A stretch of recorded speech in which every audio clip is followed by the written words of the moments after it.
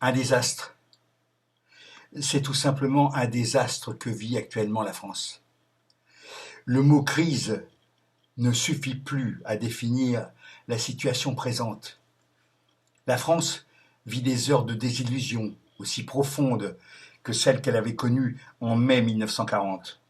La France pensait avoir le meilleur système de santé du monde, comme elle était convaincue d'avoir la meilleure armée du monde en 1940. Et puis, sous nos yeux, tout s'est effondré à une vitesse inimaginable.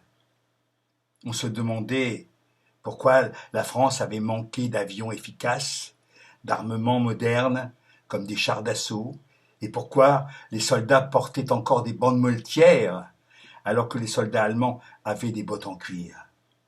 Aujourd'hui, on s'interroge pour comprendre pourquoi il n'y a pas assez de masques, pourquoi il n'y a pas assez de respirateurs artificiels, pourquoi la France est obligée d'importer des produits réactifs pour fabriquer des tests de dépistage. On perd notre temps à discuter de problèmes d'intendance qui n'auraient pas dû exister si le système de santé français était le meilleur du monde. Mais le système de santé français n'est pas le meilleur du monde. La France n'est plus un grand pays, mais une petite nation mesquine, bouffie d'orgueil et de prétention. Et en face d'un virus microscopique, l'orgueil et la prétention, ça ne sert à rien. Une injustice insupportable. Alors, il faudra se poser la question de savoir pourquoi un tel désastre.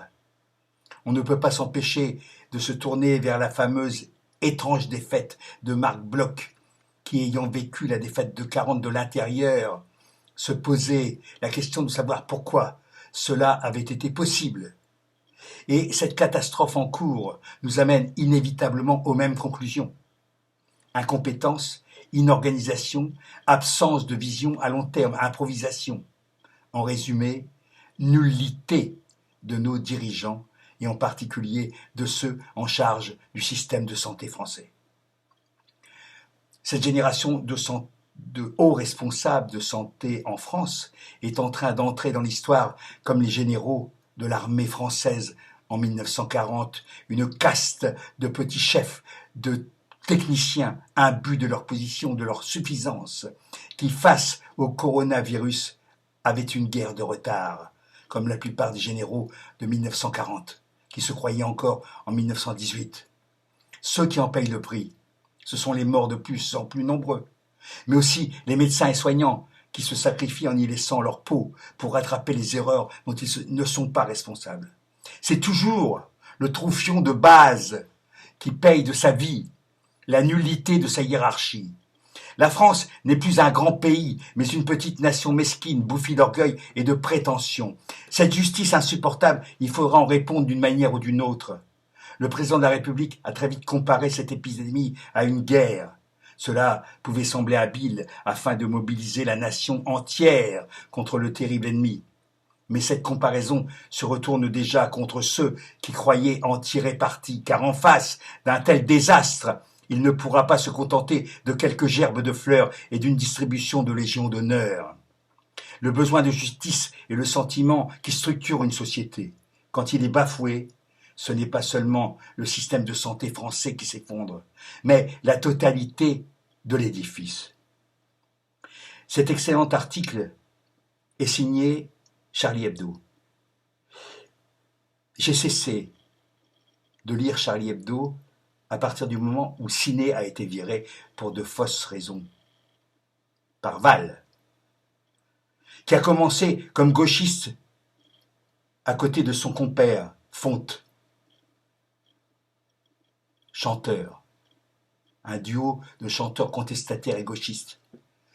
Tout cela pour finir directeur de Radio France, dans le giron de Sarkozy,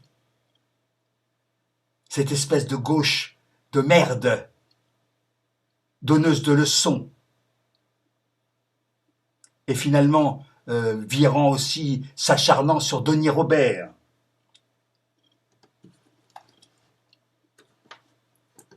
Faisant crever Cavana à petit feu, dégageant le professeur Choron, Vous croyez qu'on a oublié?